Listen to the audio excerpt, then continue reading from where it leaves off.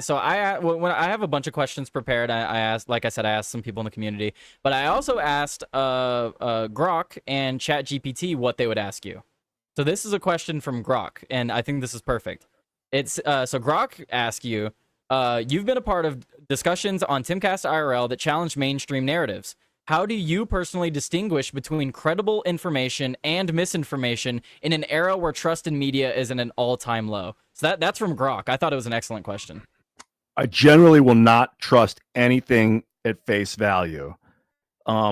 Sometimes someone will tell me something, I'll be like, "Oh, really?" And I'll realize I just believed them because I'm used to that. You know, as a human growing up with a family that would tell me things, I would just believe that was true. As friends, they would tell me things, I believe it. And if they lied, I would stop hanging out with them. And then you just kind of filter away the liars. And so, but in the modern media age, I've developed this thick skin, this disbelief. It's not that I think it's a lie. I just don't think it's true. Right. It's different. So I'm agnostic on data, whether it's from a news source like Fox News, the internet, whether someone tells it to me on a show. And then it's like the jury's out until I can, usually I'll search it on the internet. I'll look for like a completely unrelated confirmation from another reputable source. So it's not just regurgitating the data and repeating. And that's about it. If I can find like two unrelated seeming sources talking about the same piece of data, I'll start to that have a good track record or yeah. And like you said, it's not even that people lie nowadays in an age of just a war on information. People don't lie, they're just misinformed. I mean, just look at during COVID, there was a lot of people that vehemently just believed things that were not true. But it's not that they were lying to you when they would go and repeat these things. They actually believed them.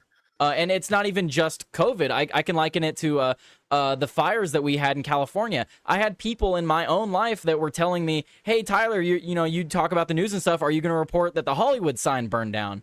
And I'm like, "What are you talking about? No, it didn't." And then they would send me AI videos, and I'm like, "You don't see that that's clearly AI?" And it's really hard in an age of information like that where people don't know they're lying to you. They're just ignorant. They're misinformed. Yeah, being wrong and lying are not the same thing. They're different. And so what can happen is one guy will lie, and then the other 10 people that heard the lie will tell you, and they're all being honest, even though they're wrong. And then if you find out that they were wrong, there might be this part of your brain where you're like, they were all lying to me, but no, they didn't. They believed it. That's a problem.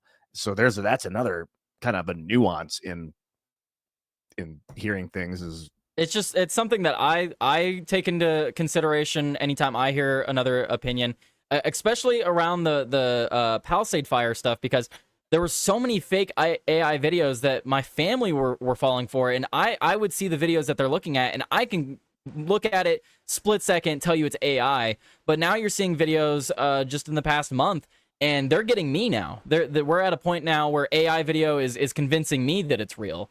And I just don't know how we're going to be able to discern from reality even this time next year.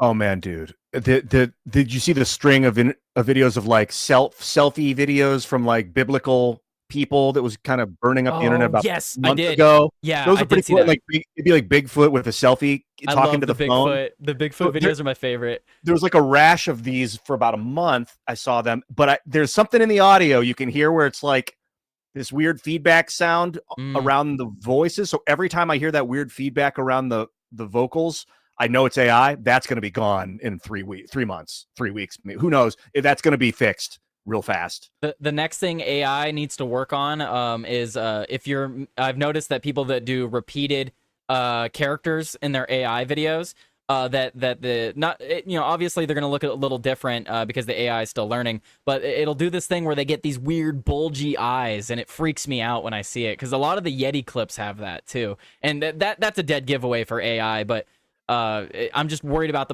like you said, they're working out the kinks, and it's this time 3 months from now, 6 months from now, it's getting really hard to discern from things that are actually true or not.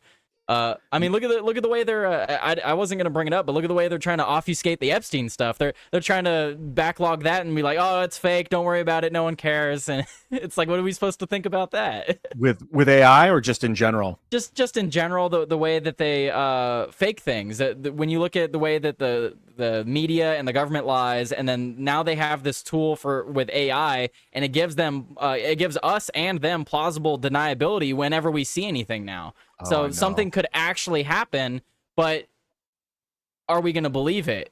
Or they could just fake something that happened. Like, talk about false flags. It'll be easier than ever to do a false flag. You just make a fake AI video of it.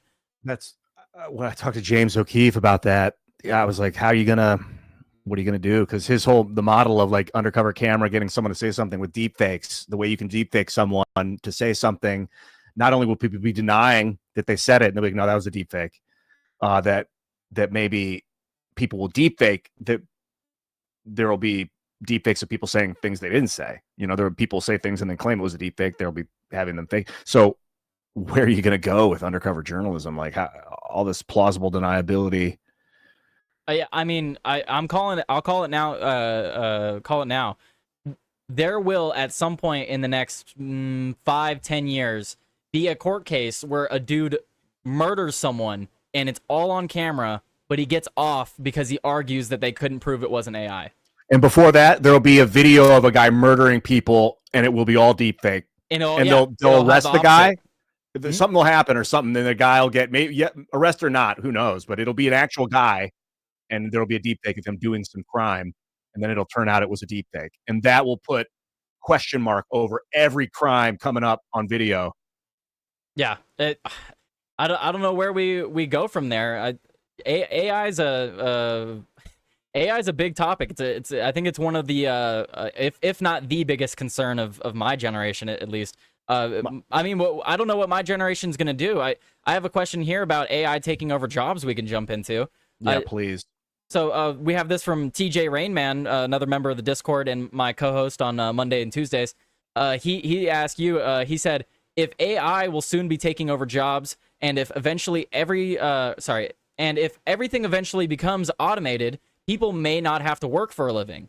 So if many people use their work as their purpose in life, many will lose that purpose. So if being a wage slave is not that purpose of life, or not their purpose in life, what is a person's purpose on this planet in your view? Oh my gosh. Well, I know that's another tough question, but I don't think it's just have kids, because I think it was James Sexton, divorce lawyer, funny coming from a divorce lawyer. He's like, no, that's how cancer functions. Reproduction for the sake of reproduction is cancer. So like, or just excessive growth. There's a purpose more than just reproduction. I wonder what that purpose is exactly with AI. So firstly, I am kind of down on the jobs economy. I don't think that we need jobs. I mean, people need to do stuff, but we don't need this is how I get my money to get my things. I go and I do a service, because services are becoming automated. Your purpose is more than just, did you move the boxes today? There's something, and AI is going to be like, let us allow you to be, my purpose is maybe be creative. I think my purpose is I want as many people on earth to hear my voice as I can, before just let it change you, let it transcend these people. That's my purpose, is to let this energy vibrate the system. Maybe it's that simple. And internet video is a great medium, but so AI is going to come along and be like, well, let's make it easy for you. And it's going to be real tempting. And I also, another purpose is solving problems. So like video games, I've always been drawn to challenging, complex math in video games. And if an AI lets me plug in or sit down and be like, all right, computer, make a game like yesterday, but 20% more challenging, more techno music. I want more green, blue, and purples flashing. Challenge rating, 20%. If I can just calculate in real time, be like, nah, I didn't like that. Alter these settings and systems and structures. Challenge me in a way I haven't been challenged before. Coming from the upper left, if I can teach the AI to think geometrically like I think, and then I can talk to it like a music puzzle, I'd just be in that fucking machine all day solving problems for no reason other than to pleasure myself. And so that's terrifying. And it will give the people the opportunity to simulate their purpose instead of actually living their purpose. And I think that's where we're going. We're going to run into a problem where AI is doing so many things for people that we don't need people doing them anymore because it's slower, inefficient. You could get hurt. All the list of things that they'll give for why AI should be doing your job over you, and then people will lack purpose in that. But what I would say to that is that the purpose of humans, in my view, is to fix things, to organize things, and to reproduce. Those would be my three things, because you see humans are great at fixing problems, we're great at organizing things together, and looking at patterns, and we're good at reproducing. Those are the three things that when I look at humanity, when you take out religion and all that, those are the three things that I see are the purpose of being a person, is to organize, have kids, fix things.